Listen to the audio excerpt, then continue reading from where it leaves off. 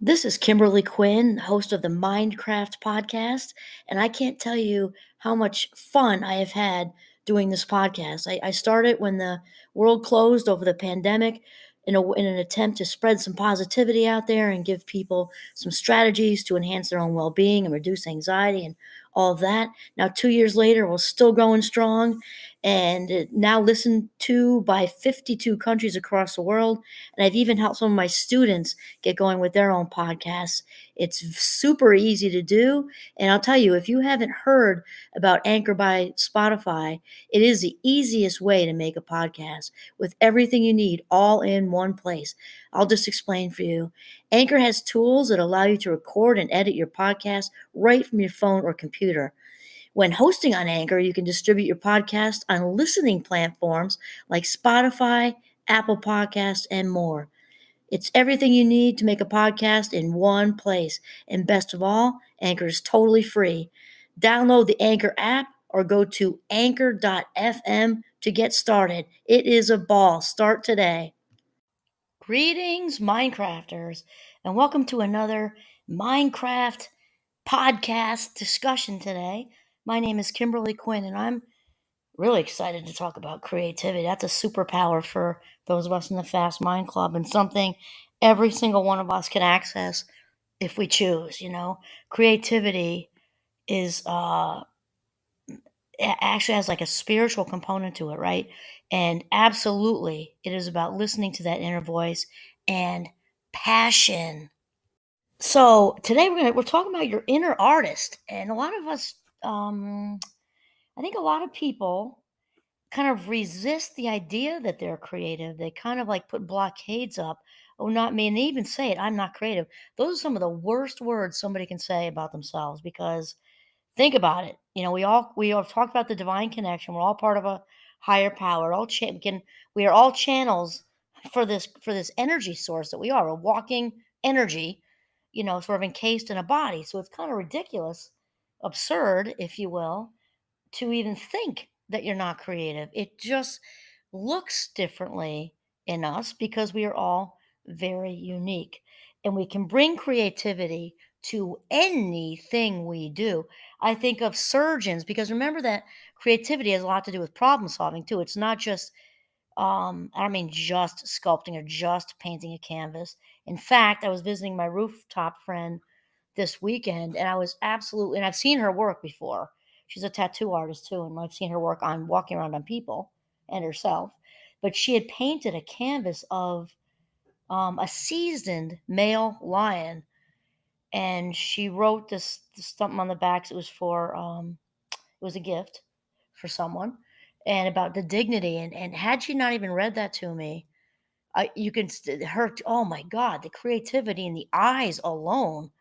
It just the eyes of that lion said so much, and she painted it. I mean, it's just wild.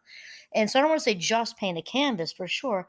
However, we've talked about it before. I remember, working up at the ski resort here, and these young chefs putting together these buffets and these fancy pastries, and how they arranged it all in the proper spacing. And sometimes they would go out and get fresh flowers if that was seasonally possible.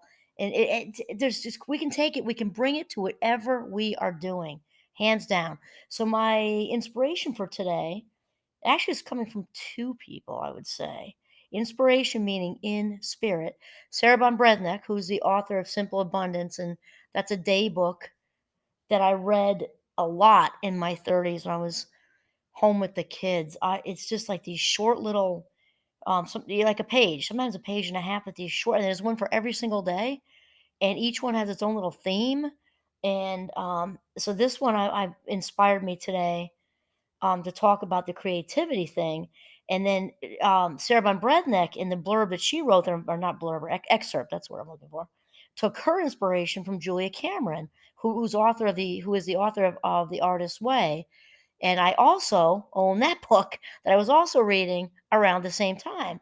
And I had a burst of creativity when I was reading that. So anyway, that's where my inspiration is coming from today, and we'll go ahead and get started. So you typically, Sarah Van Brednek starts. Uh, she has like a quote above the excerpt for whatever that day's theme is. Actually, each month has a has an overlying theme. I was strongly encouraged buying this book because it's just so uplifting every day. But then each day follows that theme with a different little subtopic. And so and she starts with a quote. So this quote is from Julia Cameron, author of The Artist Way, and she says, "Become willing to see the hand of God." And of course, that can be universe, source, whatever. People get weirded out with the word God sometimes. That's one I use, but source, universe, higher power. I'll start over now. Become willing to see the hand of God and accept it as a friend's offer to help you with what you are doing. And so, the last couple of podcasts, the inspiration came from Lisa Miller, who's talking about the awakened brain and spirituality being the flip side of depression, and how we're all wired for it as far as brain structure goes, right?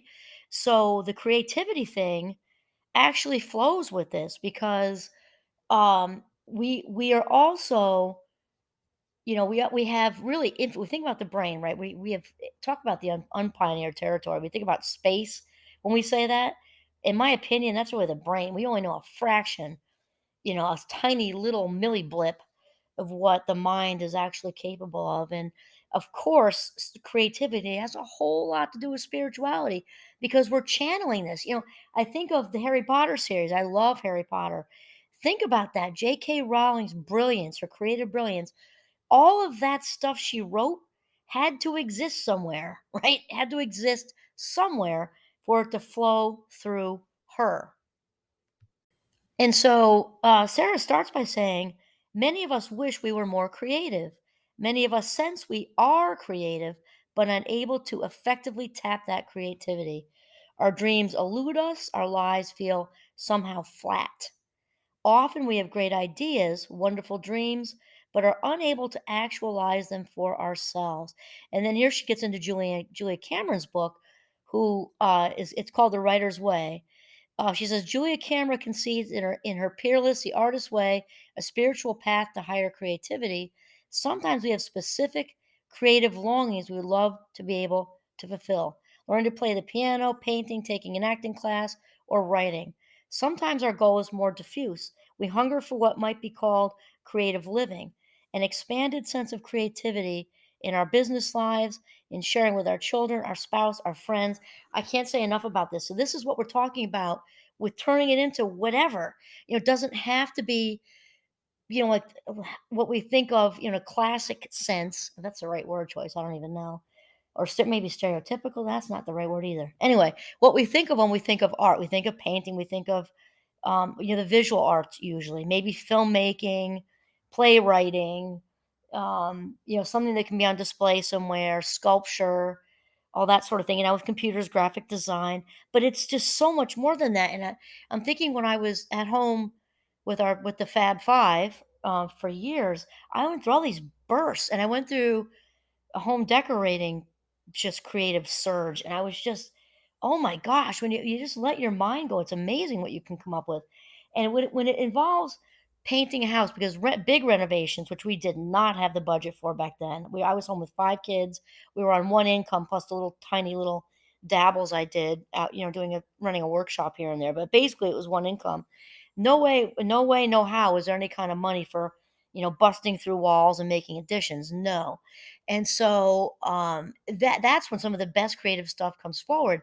And my thing was I did a lot of painting of rooms, wild colors, and then you sit and stare at the wall, just stare at it. And I didn't put stuff, I took every single thing out of the room, only put back what I wanted in there, which means a lot of good stuff got tossed. And then you got to really just kind of sit and stare at the walls to see what actually goes there. Another thing I did with the kids' birthday parties. Oh my gosh, I spent weeks and weeks coming up with such themes for these parties. And I don't want to get too much into all the details of that and bore people, but I mean, just themes, big themes. I had obstacle courses with Star Wars and luau's and everything else. Also, entertaining for dinner. Tons of creativity can go in entertaining for dinner, the cooking part for sure, creativity into the holidays, creativity into wrapping gifts. And I'm not talking about money. We were on a shoestring when I was home with the 5 kids. Shoestring. So my creativity at the parties did not involve a lot of money. It involved just that creativity. And because we have 5 kids, they're born through all the 4 seasons. So the winter parties were, obviously different than the creativity that we came up, that I came up with like in the fall and the spring. We can be creative in the workplace too. I mean, there's just really, I can't think of anything we can't really bring creativity to. I think of, my women friends and I are very much fans of the hot bubble baths in our midlife, right? And we give each other all kinds of good smelly stuff.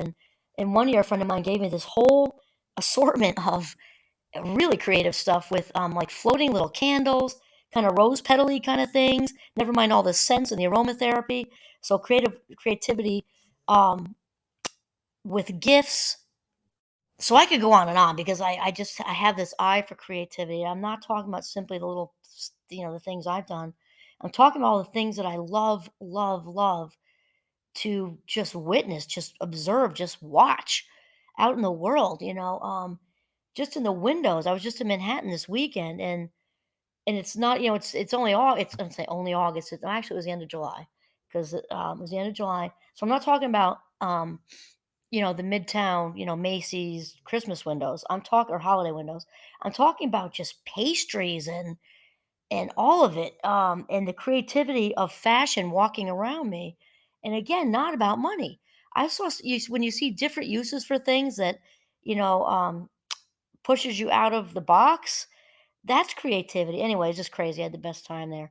Okay, so and then Sarah goes on to say, many of us have unconsciously erected seemingly insurmountable barriers to protect ourselves from failing or succeeding. We protect ourselves from failing or succeeding. That was kind of okay. Anyway, we may think we're protecting ourselves by ignoring or denying our creative impulses, but really all we're doing is burying our authentic selves alive. I will say that again. We are burying our authentic selves alive. When we smush our creativity down, it is just another way to abandon ourselves. And there is no worse crime than that. There is no worse crime than self abandonment. And then she says, as you slowly learn to remove the rubble of the opinions and judgments of others, and she says, including your own internal censor, right? Because we're usually, the worst enemy is within, right? Um, she says, exchange a limiting, toxic interpretation of a miserly, mean spirited God for what Julia calls the good, orderly direction of a loving and supportive great creator. Not only will give you not only not only will you encounter the inner artist, but you'll come to respect your art as a personal form of worship. I love that. We are not talking about religion. You can make it that if you want to. We're talking about worshiping, the higher power and the higher, better yet, the higher power within you. That creativity within you, okay, coming from a bigger place and connecting you to everybody else, okay? That's we're just worshiping this wonderful, wonderful divine creativity. Okay. And so what I'm saying to you is creativity is natural. Creativity is authentic. So anyone, if you encounter, or if it's you, who says, "Oh, I'm just not creative," we call that denial. Really, that's all it is because it just looks different. A mechanic is creative with how she, he, or they, see the ins and outs of how to fix something. All of a sudden, there's an aha moment. Chess players are creative. Surgeons are creative, stay-at-home moms or dads or whomever, loads of creativity. The workplace. Um, I was thinking of Valentine's, like holiday, just fun stuff. Work. I'm talking about little stuff. I did a fun thing with love bombing, and not in the sense that the millennials or the younger ones use it. And I did rephrase that so everybody knew.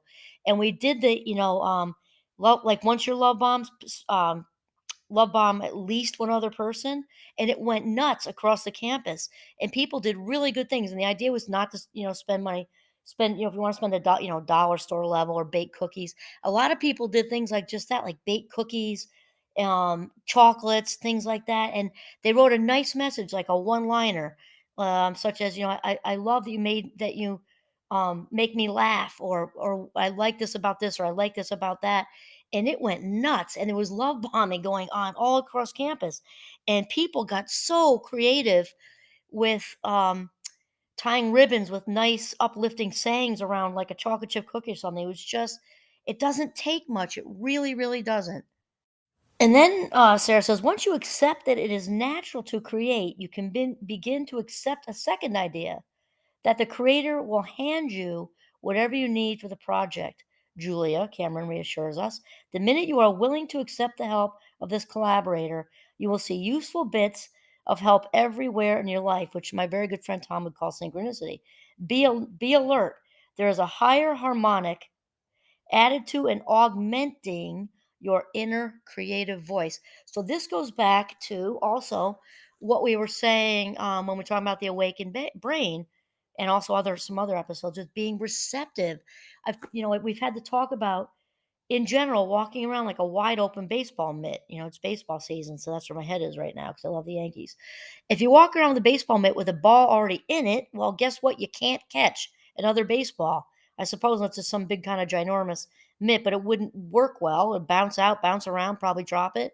The catcher's mitt has to be open. And like Oprah says, listening to the whispers, because and here's the other news.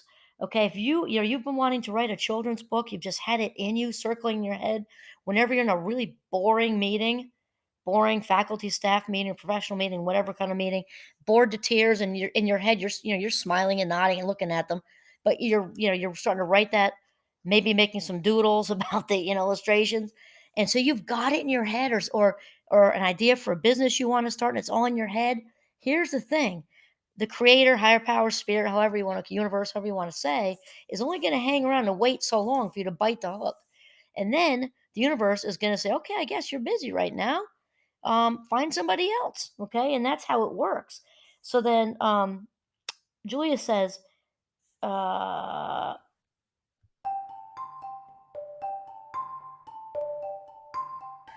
okay, here we go. Sarah says, Spirit speaks to you constantly throughout the day. You may experience a hunch, perk up at the suggestion of a friend, or follow an urge to try something new on a whim. Train your heart to listen. This is what we're talking about. The catcher's mitt. The catcher's mitt. And like my friend Tom would say, the synchronicity, because this stuff is being whispered to us all day long. Oprah says, listen to the whispers. The whispers are out there all day long. And the more in tune we are, the more of them we catch. And then we can really roll. And then she says, today, adjust your spiritual satellite. Tune into the higher harmonic frequency for help as you continue your authentic artistic pilgrimage to wholeness. That is it in a nutshell. This is Kimberly Quinn signing off for Northern Vermont. Have a mindful, very creative day.